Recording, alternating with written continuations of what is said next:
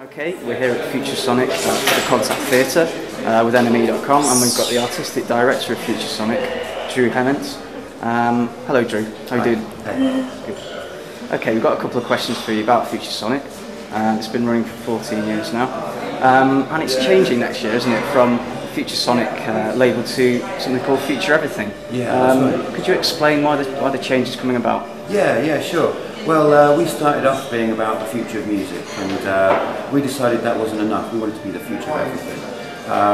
It kind of reflects the program these days. You know, we came out of a music space. My background's music, but these days the festival encompasses so much. You know, it's got a big art program.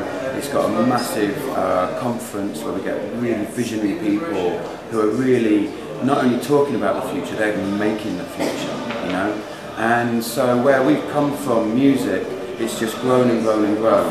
And now it's just burst its banks, and it's about so much that we wanted a new name that captured that sense of openness and something in the ambition, but also had a little bit of tongue-in-cheek and a little bit of humour about it too. Yeah, okay. So you've got, you've had some great lineups already the past few nights, and tonight you've got Times New Viking, Crystal Antlers at the Urbis festival. So, do you feel next year, you know, music's still going to be a big part of the FutureSonic or Future Everything banner? Oh yeah, totally. I mean, it's not that we're losing the music; it's that the music's taking over. I mean, FutureSonic is fairly unique in that it's a festival that came out of music and has taken that philosophy and the music and has just run with it. You know. A lot of other big cultural festivals, they come from the art or whatever, and music's kind of bolted on. And most of your music festivals are just straight conventional gigs. We've come out of music culture and we've taken on all these other areas, but still keeping the music absolutely at the core and keeping that ethos central to everything we do. Okay. So we spoke a little bit about performances so far. Who's been your favourite performance so far? Oh man, I hate those questions. Last night, Daedalus, absolutely amazing. Absolutely amazing. Just rocked it. So many. Possibly for me, I would say Soap and Skin. Singer-songwriter from Austria. Not well known in the UK, massive in Europe. And we got to hear her in an intimate 120 capacity chapel, most beautiful setting, and I haven't seen a performance like that since I don't know when. Amazing. Okay, so why is FutureSonic located in Manchester?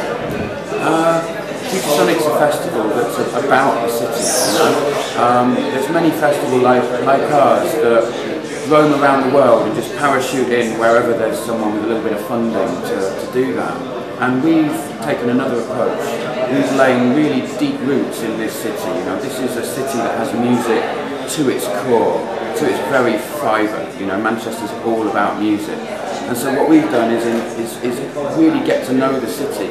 And over the last 14 years, this city has shaped us, and now we're starting to shape the city. You know, we're one of the events that, you know, people know Manchester for. You know, internationally, you know, there's Joy Division, but what's Manchester about today? That's what we're into. You know, it's the next thing. You know, what's bubbling up from underground now in the city, and that's what we're presenting. We're creating a stage that brings the best artists from around the world to Manchester, but we're also giving a massive shout out for this great city. Okay. And at the moment, do you feel that people are more open to creative and technological initiatives in the economic climate? You mean because it's tough times? Yeah, I think so. I mean, when times get tough, people have to be inventive, you know? It is a really tough time, and some people are having, you know, a bad time. Like people lost their jobs, and you know, it's tough times. But quite often, you know, look back at different periods in history, in musical history, a lot of great music comes out of tough times. And you know, if you look at the quality of stuff that's going on now, and also the stuff that's just being made, and those new artists who are just kind of breaking out, that will probably be, you know, on the smaller stages this year and maybe on the main stages next year or the year after. I think a lot of great stuff is happening and will come out in these times. Okay.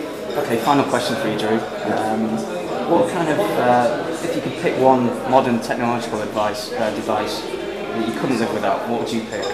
Oh man, well what's going on is that technology is changing, yeah? And so, I mean, it's the mobile phone, isn't it, for everybody? That's the device we can't live without. But as you'll see, if you come here, you know, next year, basically technology is changing. Technologies won't look like it's a computer or a laptop in the future. Technology will be embedded. When we walk through a door, it will scan us and know who we are and be able to send us information that's relevant to who we are. So technology is changing. So what's important to me won't be that way in a year or 2 years' time. And if people want to see what the future is, come to Future Everything next year. Okay, Drew, thanks a lot for your time. Thank you.